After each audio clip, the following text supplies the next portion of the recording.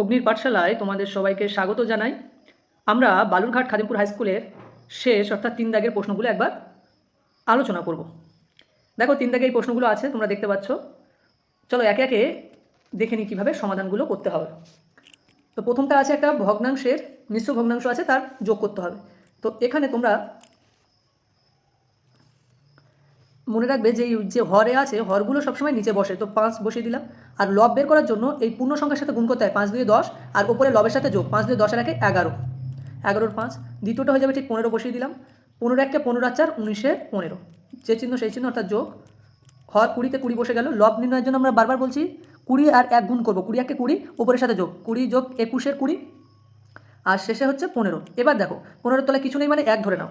5 15 20 আর 1, 5 15 20 1-এর লসাগু বের করতে হবে। 15 20 আর 1 লিখলাম না, তাহলে দেখো 5 আছে, এর 5 আছে এককের ঘরে, এরও এককের ঘরে 0 0 আর 5 থাকলে, 0 আর যদি 5 থাকে তাহলে সেটা 5 দিয়ে ভাগ যায়। তো 5 দিয়ে নামটা পড়বো, 5 1 5, 5 3 15, 4 5 20। তাহলে আমাদের লসাগু বা এলসিএম লোয়েস্ট কমন মাল্টিপল কী হয়ে যাবে? 5 গুণ 3 গুণ 4, অর্থাৎ 4 5 20, 3 20 60। তাহলে আমাদের লসাগু কত এসে যাবে? 60। আমাদের লসাগু কিন্তু কত হবে? 60 হবে। তাহলে এবার আমরা এই লসাগু দিয়ে পরবর্তী অংশটা করব। দেখো এই 60টাকে একটা বড় ভাগের দাগ টানবো, তারপরে লিখব। আর লসাগুকে সবসময় হর দিয়ে ভাগ করতে হয়। 5 দিয়ে 60কে ভাগ করলে কত হবে বলো? 5 12 60, 5 12 60, 12 আর 11 যোগ, 12 আর 11, এই যে 12 বেরোলো, 5-এর সঙ্গে 12 গুণ করলে 60 হলো, বা 60কে 5 দিয়ে ভাগ করলে কত হলো? 12। এই 12টা কোথায় গুণ করবো? 11-র সাথে গুণ করলে 132 হবে, যোগ 15 দিয়ে 60কে ভাগ করবো, 15 দিয়ে 60কে ভাগ করলে কত? 4 15 60, 4 15 60, 19-এর সঙ্গে নামতে পারবো 4 19 76, যোগ 20 দিয়ে 60কে ভাগ করলে কত হবে? 0 0 কেটে গেল, 2 দিয়ে 6কে ভাগ করলে 3, অর্থাৎ 3 20 60, 3 21-এর সাথে কী হবে? গুণ, 3 1 কে 3, 3 2 6। আচ্ছা 1 দিয়ে 60কে ভাগ করলে কিন্তু কত হবে? 60 হবে। 60টা 15-এর সঙ্গে গুণ করবো, তো শূন্যর গুণ সোজা, কটা শূন্য? 60 গুণ 15 করবো, তো শূন্যটা আগে বসিয়ে দাও, তাহলে 60-এর জায়গায় শুধু রয়ে গেল 6, 6 15 90। এবার সবগুলো যোগ করে দাও।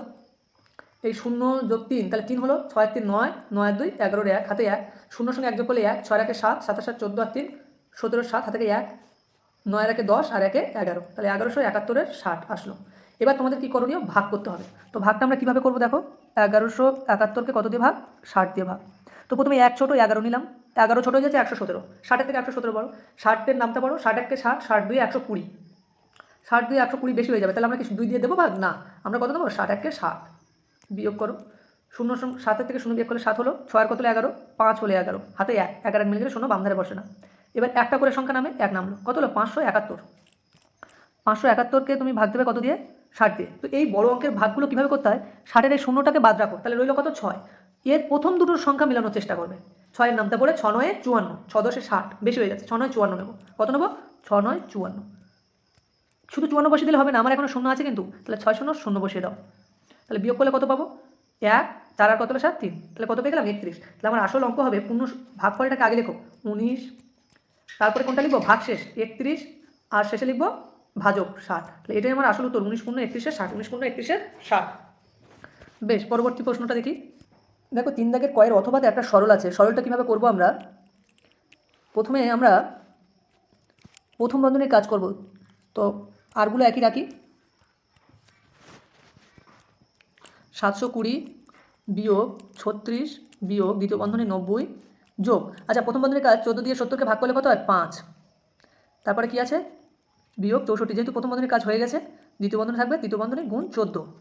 এবার দেখো 720 জায়গায় রইল 720 বিয়োগ 36 বিয়োগ, আচ্ছা 90-এর সামনে কিছু নেই মানে যোগ চিহ্ন, তাহলে 90 আর 5 যোগ করলে কত হবে? 95 বিয়োগ 64 গুণ 14। 720 বিয়োগ 36 বিয়োগ, আচ্ছা 95 থেকে 64 বাদ দিলে কত হয়? 4 আর কত হলে 5, 1 হলে 5, 6 আর কত হলে 9, 3 হলে 9, তৃতীয় বন্ধনী গুণ 14। তাহলে এখানে হলো 720 বিয়োগ 36 থেকে 31 বাদ দিলে কত হবে? 5, আর গুণ কত? 14। আমাদের সরলের সূত্র হচ্ছে কি? ভাগ গুণ যোগ বিয়োগ, ভাগ গুণ যোগ বিয়োগ। তাহলে ভাগ তো নেই, তাহলে যোগ বিয়োগ ভাগ গুণ, গুণের কাজ তারপরে, ভাগের পরে কি? প্রথমে ভাগের কাজ, তারপরে গুণের কাজ, তারপরে কার কাজ? যোগের কাজ, তারপর হচ্ছে বিয়োগের কাজ।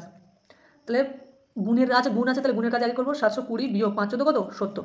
তো 720 থেকে 70 বাদ দিলে কত? দেখো 0 আর 0 বিয়োগ করলে 0, 7 আর কত হলে 12, 5 হলে 12, হাতে থাকে 1, 1 আর কত হলে 7, 6 হলে 7, 650 কিন্তু আমাদের এই সরলটার সঠিক উত্তর হয়ে যাবে। চলো আমরা পরের প্রশ্নটা দেখে নিই। পরের প্রশ্ন বলেছে, এর আগে এই অঙ্কটা অন্য একটি স্কুলে আমরা করেছি, সামনের দুটো স্কুলের মধ্যে কোথাও একটা করা হয়েছে। দেখো রবি 50.30 মিটার লম্বা ফিতে থেকে দু টুকরো কেটে নিল। টুকরো দুটির যথাক্রমে এত মিটার ও এত মিটার। তো মোট কথা এটা এইভাবেই বোঝো যে আমরা 50 টাকা ছিল, প্রথমে 25 টাকা খাবার খেয়েছি, পরে 20 টাকা খাবার খেয়েছি। তাহলে আমার কাছে এখন দুবার খাওয়ার পরে কত টাকা আছে? তাহলে প্রথমে 25 টাকা আর 20 টাকা যোগ করে নাও, কত? 45 টাকা। আর 50 টাকা থেকে 45 টাকা বিয়োগ করে দিলে কিন্তু আমার 5 টাকা যে পড়ে রয়েছে সেটা বেরিয়ে যাবে। তাহলে আমরা কী করবো? প্রথম ফিতের দৈর্ঘ্য, প্রথম ফিতে যোগ দ্বিতীয় ফিতে টুকরো, এই দুটো ফিটের টুকরো কিন্তু আমরা কী করবো? যোগ করবো। তাহলে তোমরা লিখবে যে প্রথম যোগ দ্বিতীয়, অর্থাৎ বা দুটি টুকরোর মোট দৈর্ঘ্য সমান ফিতের টুকরো দুটির মোট দৈর্ঘ্য বের করে নাও।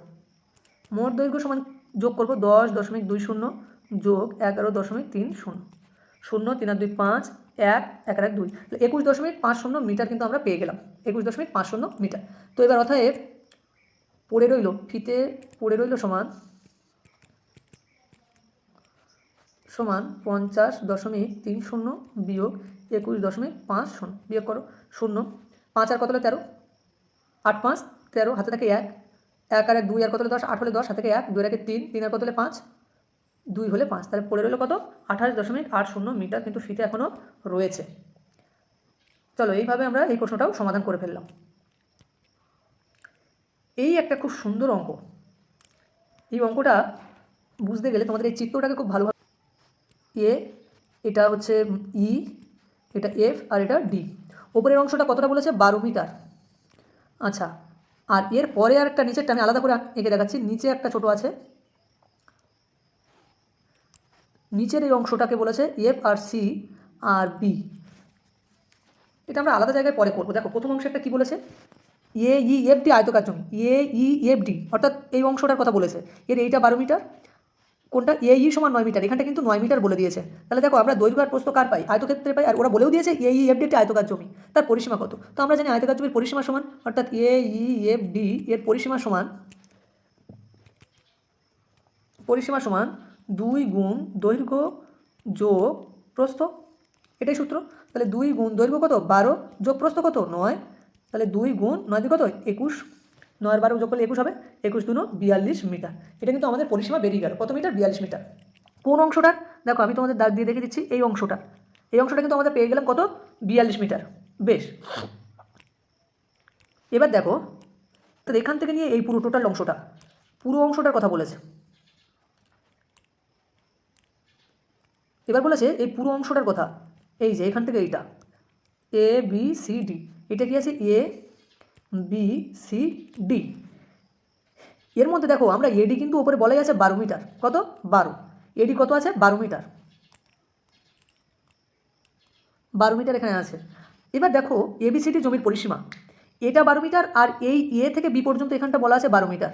তাহলে যার দুই পাশের বাহু ধরেছে, এটা উপরে 12 মিটার মানে এই বাহুটাও সমান আছে 12 মিটার হবে, আর এপারে 12 মিটার মানে এটাও 12 মিটার হবে, এটাও কিন্তু তোমার 12 মিটার হবে। তাহলে চার বাহু সমান কার? বর্গক্ষেত্রের। তাহলে আমাদের এই জমির পরিসীমা, এখানে কিন্তু বলা নেই এই জমিটা কি, তাহলে তোমরা বুঝে গেছো যে ওপরে 12 পাশেও 12 মানে চারিদিকে কিন্তু 12 12 করেই হবে।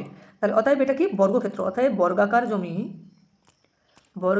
জমি এ বি সি ডি এর পরিসীমা সমান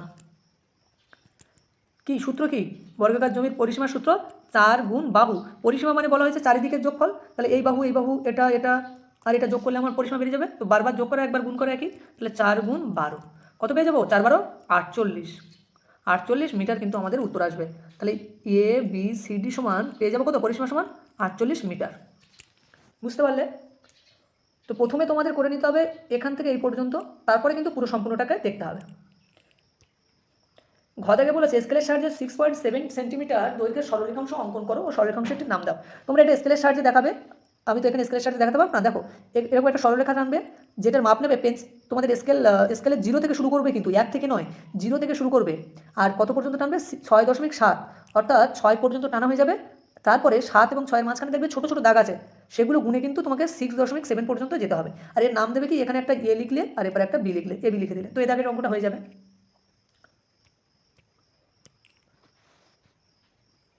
এখানে দেখো বলেছে পাশের চিত্রে কতগুলি রেখাংশ আছে লেখো এবং তাদের নাম লিখি। চিত্রটাকে যদি তোমরা দেখো কিছুটা এমন,